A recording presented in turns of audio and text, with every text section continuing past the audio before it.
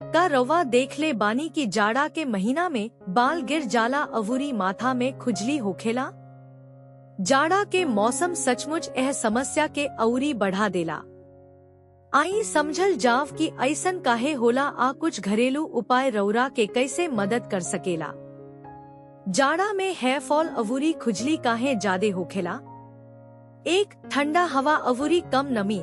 ठंडा अवूरी सूखा हवा आपके माथा से नमी के दूर कर देवेला, जवना के चलते माथा में खुजली होखेला। नमी के है कमी से बाल कमजोर हो जाला, जवना से बाल गिर जाला। 2. Indoor heating. हमनी के इंडोर हीटर बहुत पसंद बा, लेकिन ये आपके माथा के डिहाइड्रेट कर देवेला, जवना के चलते बाल में खुजली अवूरी रूसी होखेला। 3. गर्म पानी से नहाए के।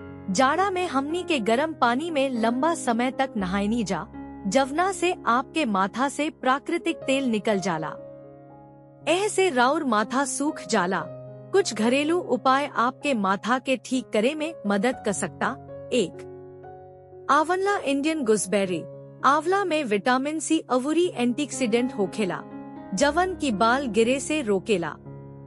एकर पौष्टिक गुण बाल के मजबूत बनावेला अवूरी बाल के स्वस्थ विकास के भी बढ़ावा देवेला। आप पानी में आंवला पाउडर मिला के हेयर मास्क नेहन माथा पर लगा सकतानी। ऐसे ठंडा मौसम में भी आपके माथा स्वस्थ रही।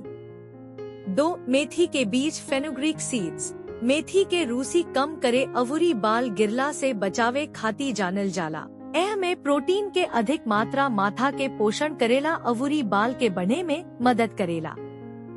मेथी के दाना के रात भर भिगो के पेस्ट बना के माथा पर लगाई। ऐसे रूसी अवूरी खुजली दोनों दूर हो जाए।